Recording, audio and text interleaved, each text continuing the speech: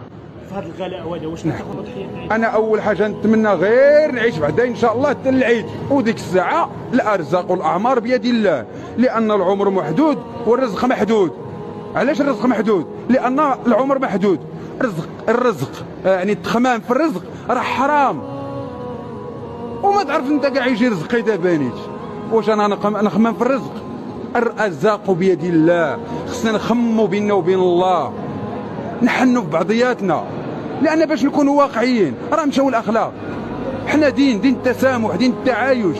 بزاف ديال الضغوطات ما عنديش معها مشكل، لان اصلا الحياه خصك تلعب معاها، تلعب مع الحياه، تلعب مع المشاكل، ما تعمرش دماغك بالمشاكل.